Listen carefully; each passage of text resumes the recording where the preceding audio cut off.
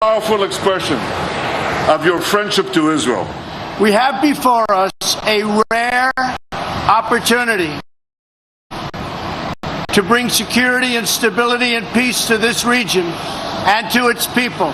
But we can only get there working together. There is no other way. Some highlights of what took place this morning. A little bit behind schedule, but certainly impactful all the same. In hot desert heat, the President of the United States landed Air Force One in Tel Aviv. He has since taken Marine One over to Jerusalem. Yeah, a lot of firsts on this trip, as we just heard from Benjamin Netanyahu. This is from moments ago this morning. President Trump and his wife Melania arriving down for, as we just heard, for the first time on the first international trip in Israel. I mean, as you said, Brian, this is the first time in history you've had Air Force One go from Saudi Arabia directly to Israel. That's really something, Steve. It's the first time any airplane has ever gone directly a flight from Riyadh to, as you can see, Israel.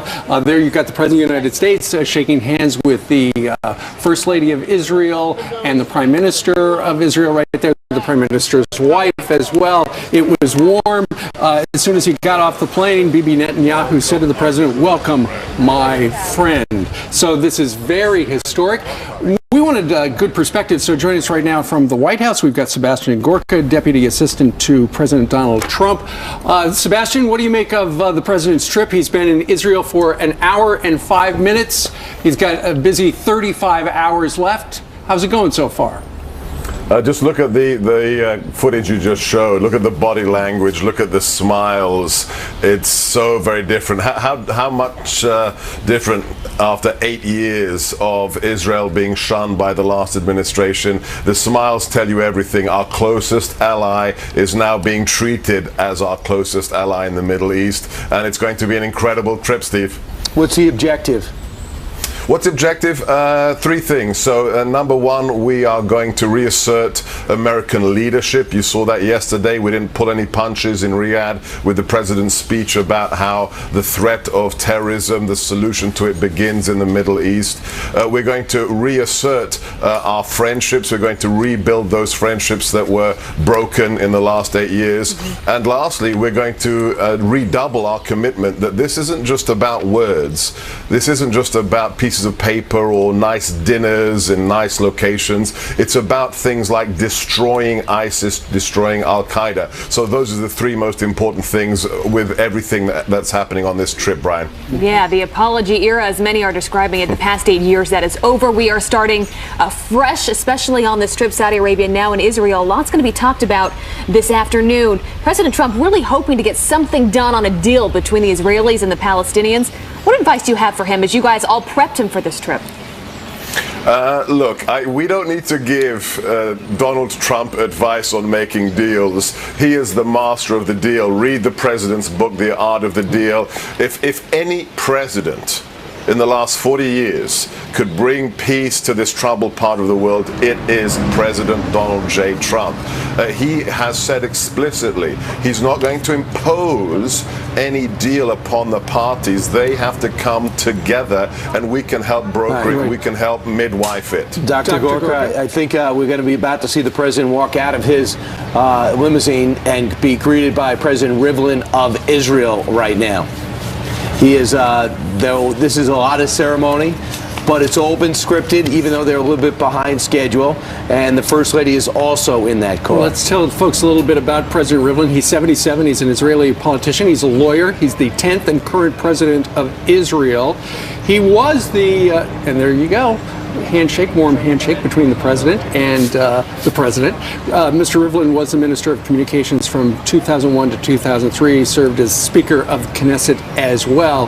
What's interesting is he is arguing, President Rivlin argues for a greater Israel that would embrace all the people and give the Palestinians of the West Bank and the Gaza full Israeli citizenship. And this is mostly, Sebastian Gorka, do you think that's the direction things are going? Unlike the Obama White House, we don't give our strategies away. It's not a good plan if you're doing international relations. It's not a good plan if you're around a poker table. So just look at the people we've got in charge of the negotiations for the president. It's Jason Greenblatt, the most trusted individual in the legal field, working for the Trump Corporation for decades. And then, of course, his son-in-law, Jared. So that tells you everything we need to know. This is at the top of the agenda. But again, as you noted, this is no apology tour. How much of this meeting is scripted and how much of it is off the cuff? Because as we know with President Trump, he's a self-deprecating man. He loves to just have casual conversation. How much of this next hour is going to be very scripted? Well, we have an amazing team here, H.R. McMaster, National Security Council, the principals of the NSC. They give advice, they write speeches, but you know the president, he's very heartfelt on these issues, and he will go off teleprompter, he'll make his own comments. We saw that in Riyadh yesterday. But of course, the real work happens behind closed doors. That's where the real discussion's going to occur. Dr. Gorka, we're looking at the President of the United States. He's signing something at a table. Can you tell us what that is? I'd have to check the itinerary. It's probably a declaration with regards to Israeli-U.S. relations and friendship. He's got a fully packed schedule. He'll be going from here to Yad Vashem. He's going to have a private dinner with the Prime Minister and with his wife. And then, of course, there is the visit to the Wailing Wall. And speaking of the visit to the Wailing Wall, I know that it sounds as if President Netanyahu wanted to go with Prime Minister Netanyahu wanted to go with President Trump to the wall, but apparently to emphasize Israeli ownership. But the United States said, no, this is going to be just a private visit. Is that correct? Well, there's a lot of delicacy with regards to what's going on right now, with the hopes for the president for some kind of agreement between Israel and the Palestinian Authority. So I'm not going to steal anybody's thunder, but let's just say this trip is going to surprise a lot of people, and it's going to bring some things that even his most ardent detractors will be surprised at. Look at the international press coverage already. Even in left-wing voice boxes like The Guardian in the UK had a neutral or even positive piece about this trip. So you will be, everybody, whether you voted for him or not, will be very, very pleasantly surprised about what's going to happen during this trip. And the president is cutting aid to foreign budgets, to other nations. The aid that was just given, he's turning a lot of them into loans, but it doesn't look like the Israeli aid will be affected. Correct? Correct, yes. We have what the president has called an unshakable and unbreakable relationship with Israel. And as the vice president said on Israel's National Independence Day just 2 weeks ago, we will unapologetically stand by Israel now and forever.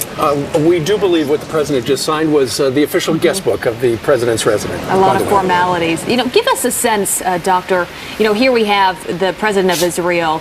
Obviously, there's Prime Minister Benjamin Netanyahu. Talk to us about the power between the two. Who has more of the political power? You know, the dynamic as he's trying to make some sort of deal. How does he have conversations with each of them?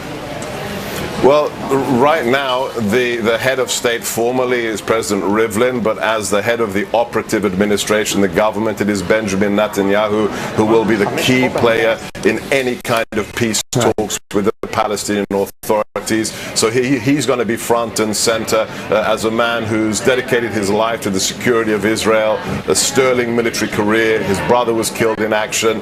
This is a man who has great responsibility on his shoulders, just as the president does. But again, it's going to be a matter of all the parties concerned coming to the table. And Dr. Gorka, a couple of things. It seems the presidential position that Shimon Peres held for the longest time since his passing a while ago is more ceremonial and kind of the rah-rah person, where the prime minister is the one who puts together policy.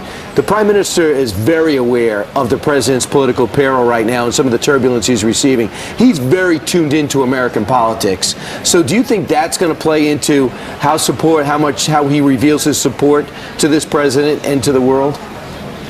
I think it has to. I think these men have an incredible chemistry together. You just look at the offhand casual comments that were made when they met in public recently, the positive banter between them. But, you know, Israeli politics is as complicated as politics here in the United States. So Prime Minister Netanyahu understands the challenges on both sides here. But again, they're standing shoulder to shoulder with a great sympathy for each other and for the stakes involved right now. We are expecting the President of the United States and the President of Israel to make remarks here within about, it looks like about 20 minutes from right now. I am curious because, Steve, you have Jared Kushner there as well as Ivanka Trump, his son-in-law, who is Jewish. Doctor, what role will Jared play? Because as we know, he's a key advisor, particularly on these issues. You know, absolutely. He is the point man. So Jason Greenblatt is the special negotiator for the president. So he does a lot of the day-to-day discussions with the various parties involved.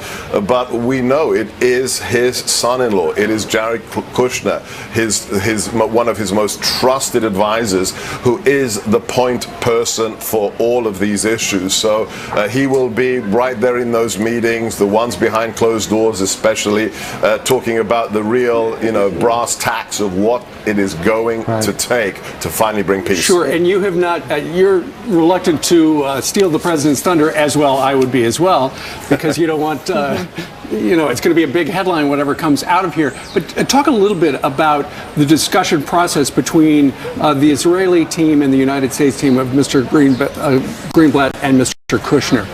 How have they been negotiating behind the scenes? Well, look, this is a vast difference from what we've seen in the last 8 years. If you look at the talking points for the trip, if you look at the speeches the president has already made, whatever the Israeli team do, it starts from the ground truth.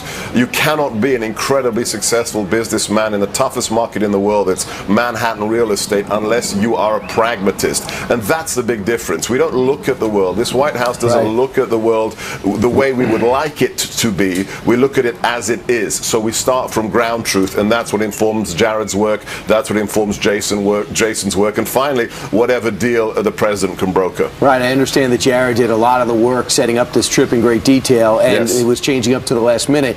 I want to bring you to, of course, the big story last week was the fact that the president may or may not have let go of some intelligence that it looks like Israel had given him to the Russians. That controversy, what's the truth behind it, and what about the intelligence given to the president that maybe the Israelis might be reluctant to give us intelligence in the future? Can you give us additional information on this? Well, I would only state this is intelligence issues, so we don't talk about them in an unclassified arena, but I will point all your viewers to the statement that was made almost instantaneously by Ambassador Dermer, the Israeli ambassador to D.C. You just saw him there at the airport greeting the president, but he said instantly, there is no problem. There's absolutely full confidence in the intelligence community collaboration between our two nations. So again, this is fake news, this is propaganda, and it's just meant to politically undermine the White House. Doctor, quickly, what needs to happen in this period of time for this trip to be described as a success?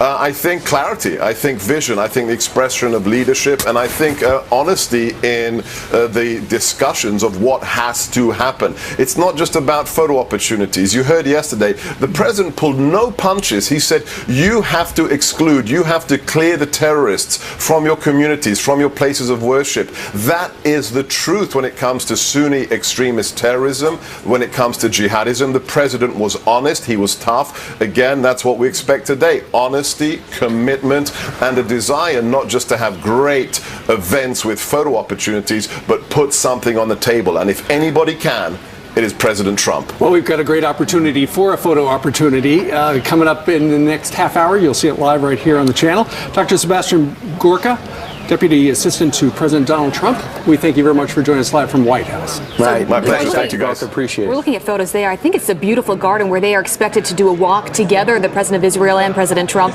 and plant a tree. I don't know the symbolism of the tree plant, but that's going to come after this meeting. from what we're Yeah, told. you know, I think it means a lot in that community. I know, for example, some people who travel to Israel will say, you know, I bought this tree, I planted it in your name in honor of you, because Israel is considered the Holy Land by not only the Jewish people, but by multiple religions.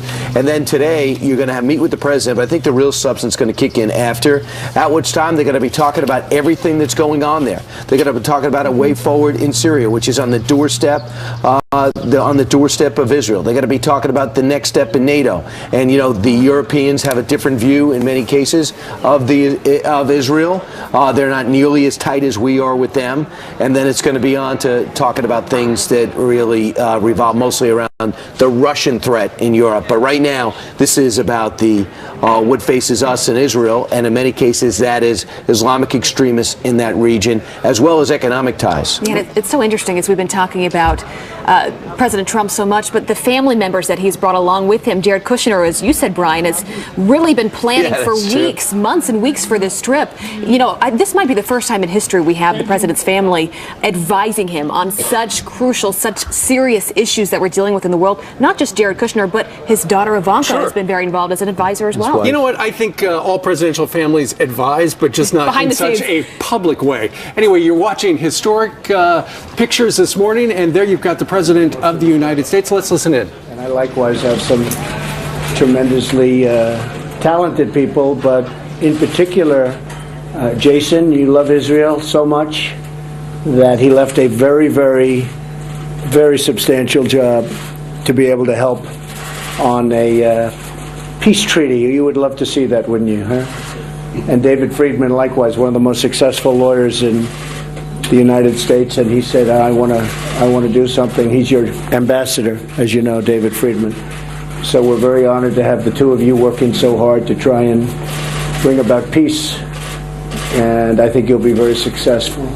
And if you're not, you'll get blamed, because I just put it on record that you're going to do it. So it's all right. But my staff has been fantastic, and as you know, Rex, Secretary of State, has done an incredible job. We just got back from the Middle East. We just got back to Saudi Arabia, and we were treated incredibly well. And there's tremendous, really good feeling toward Israel. And I will say, one of the things, I think you can call it an outreach, but what's happened with Iran has brought many other parts of the Middle East toward Israel. And you could say that's one of the, if there's a benefit, that would be the benefit, because I've seen such a different feeling toward Israel from countries that, as you know, were not feeling so well about Israel not so long ago. And it's brought a lot of folks together, and I think you've seen it, and you've even mentioned it on many occasions. So that is a real positive, and we're very happy about that. Every challenge creates opportunities. It's a challenge and it's an opportunity. But you have a great opportunity right now. There's a great feeling for peace throughout the Middle East. I think people have just had enough. They've had enough of the bloodshed and the killing, and I think you're going to see things starting to happen. What we did over the weekend was, they say there's never been anything like it ever before, and it was really a coming together. And now today being in Israel is just very, very special for us. So we expect to have some very interesting talks. Absolutely.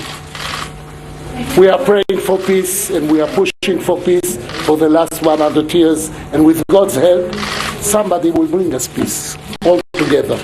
All together. Thank you. Thank you very much. Thank you. Thank you.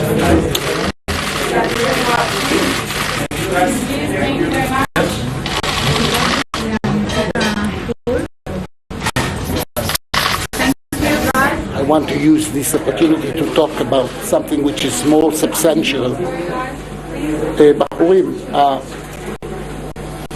We believe what we just saw was the bilateral meeting between the President of the United States and the President of Israel is going to in the garden and plant the tree. Right now, they're kind of ad-libbing because they're a little behind schedule. So are they trying to make up time? We are uncertain, but as it unfolds, you'll see it all live here. Those are also interesting moments when they're just sitting there ad-libbing. We see the two podiums in that room, so it seems like they're going to go up there and make some statements. From what we're hearing from the White House producer. Yeah, we are hearing there will be remarks in that room. Right now, they are way back there in that other room, and it looks like that's part of the president's security detail. It looks like they're trying to close the door, or maybe open the door. But that's what we just heard, Brian. I mean, President Trump saying Iran has brought nations together, nations that you wouldn't normally ever see working together. I mean, you think about Saudi Arabia and now here in Israel. Something huge. You can't. So don't let anyone think that they were actually had a democracy with candidates picked by the people like we do.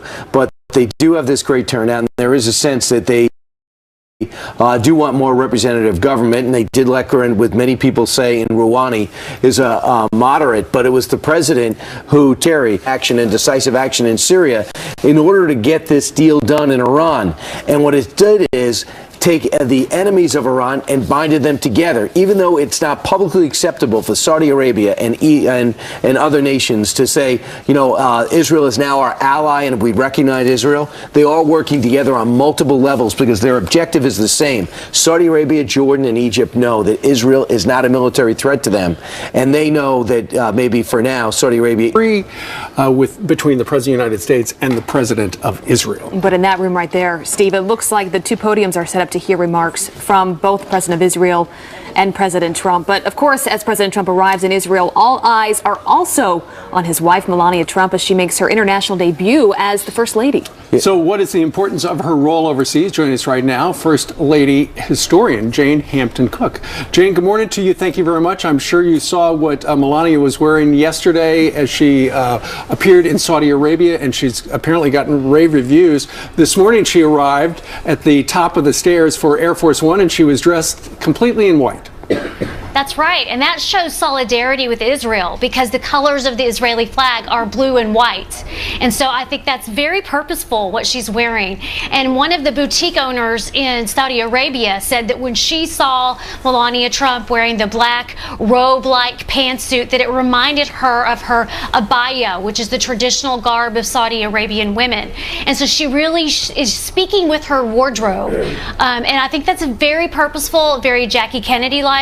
And I think it's very effective for her. It's been so underreported, the poise in which she has. Her training is perfect for this position, into that she came from the modeling world. She understands about appearances and nonverbal communication.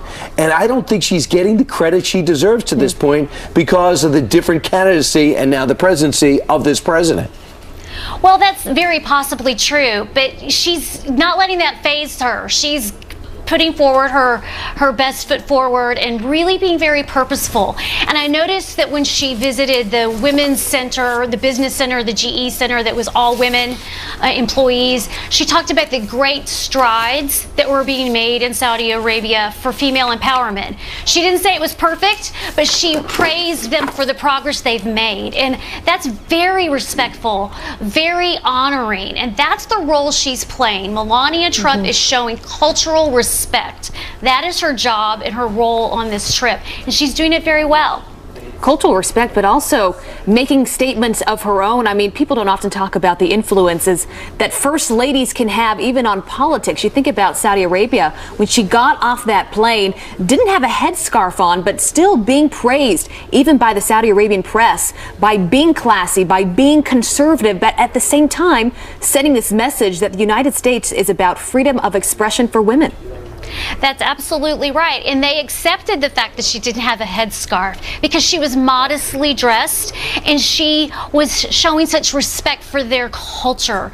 And that's just key. I mean, a lot has been made about the sword dancing that they did the other night. And I loved that because I wrote about that in my book, The Burning of the White House, because the first gift from the Middle East to a president was a sword. And it's a symbol of honor and a symbol of respect and strength. And so it's a very symbolic part of their culture. And it was a way to honor the Trumps and a way for the Trumps to honor their host. And by the way, The Burning of the White House, the book that you wrote, is actually going to be a movie. It's very true that it goes back in history. But for security people throw dancing around you with swords. What a nightmare. For Secret Service, yikes. I know, but you know, if you could dance with a sword, you could carry your husband's honor if you were female. So I don't know that I could try that at home and be all that successful. So, Sure. you know, it's an interesting image, but it's very respectful at the same time. You mentioned Jackie Kennedy a moment ago, and the tradition of the First Lady, taking a look at local custom, kind of started with her when she went to, where was it, India back in the early 60s? That's right. In 1962, Jackie Kennedy went by herself on behalf of her husband on a goodwill mission to India and Pakistan. And she was so purposeful in what she wore. She would wear the traditional hats in India.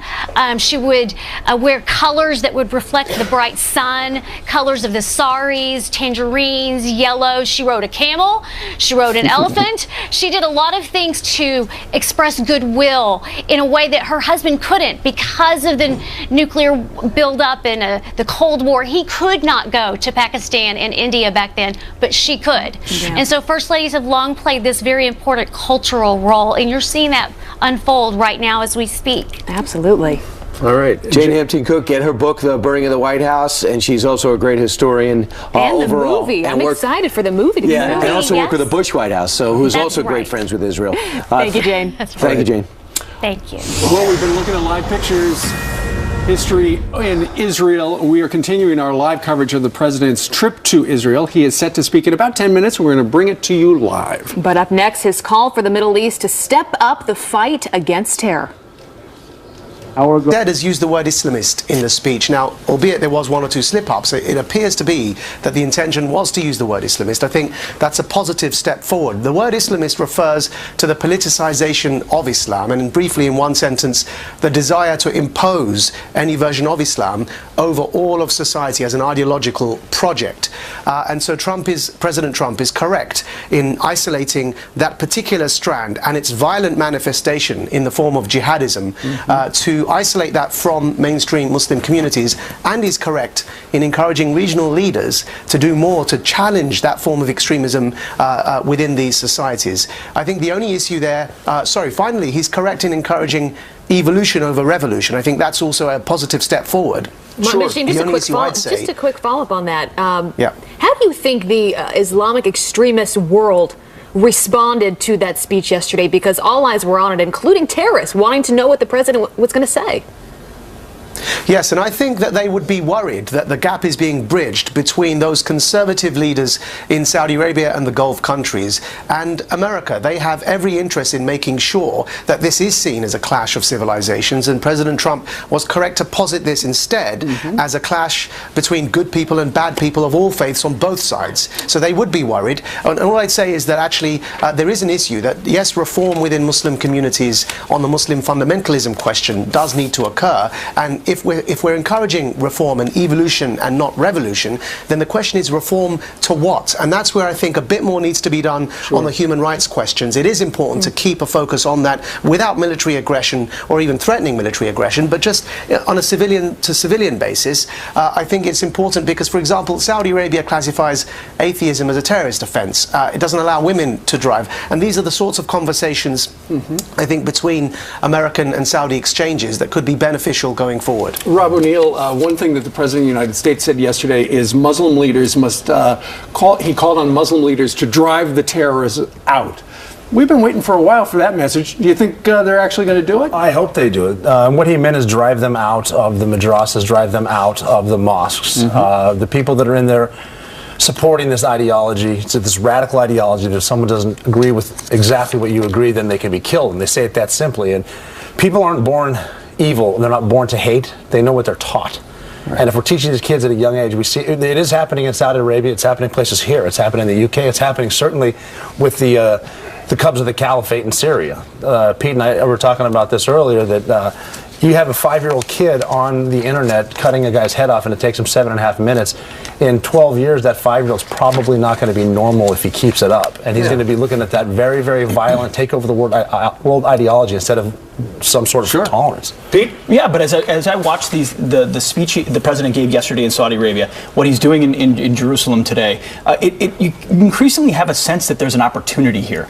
That what Barack Obama's administration did for 8 years in moving toward Iran created a realization in Israel and a realization in Saudi Arabia that maybe they do have a common enemy. And as the Middle East has known for a long time, Israel's not a threat to them. They're not looking to take.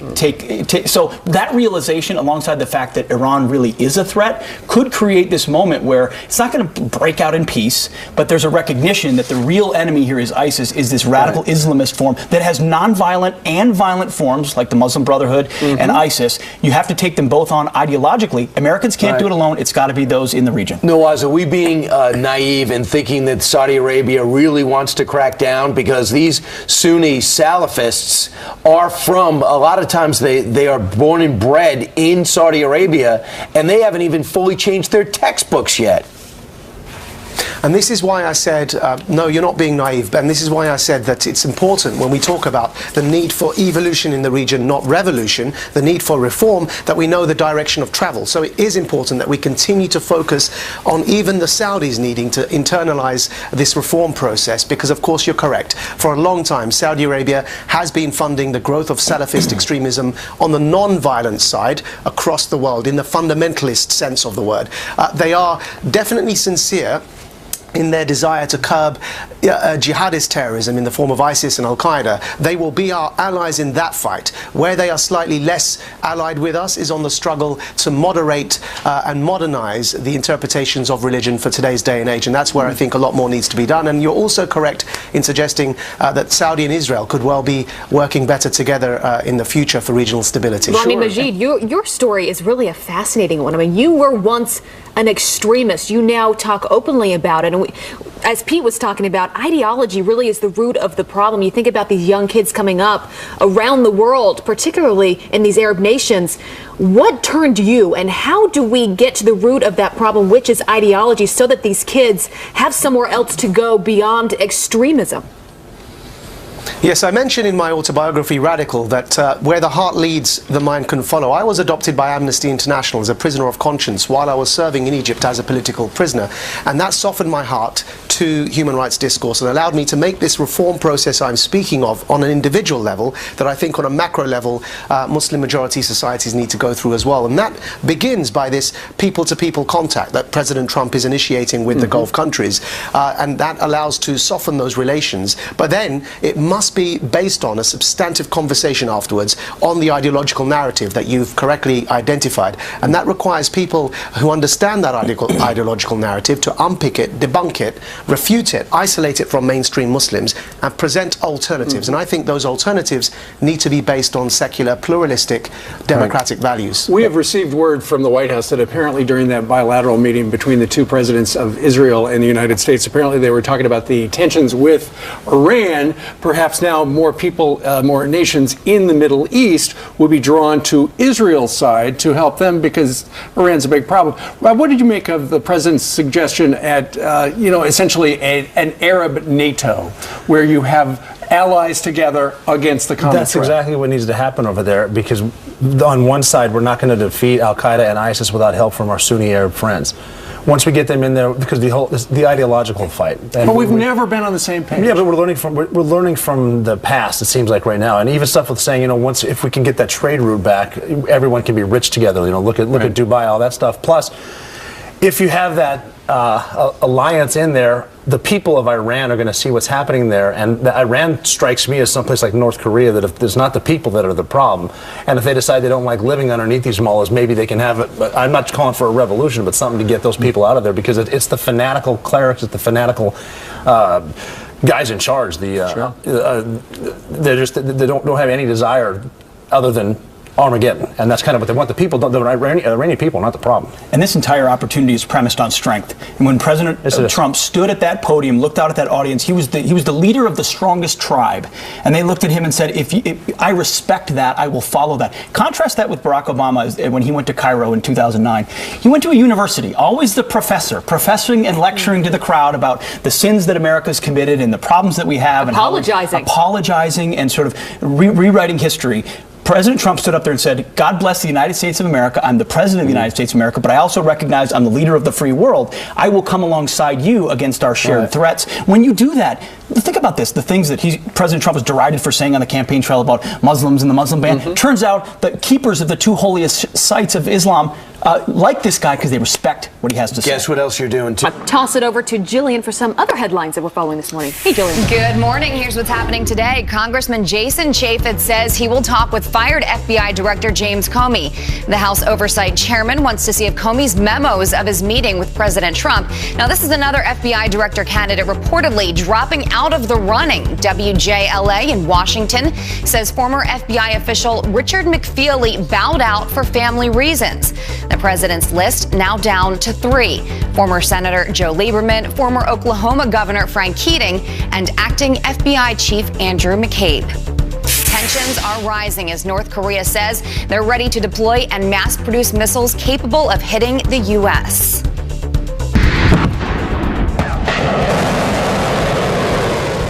This coming after the Rogue Nation says they've successfully tested another ballistic rocket.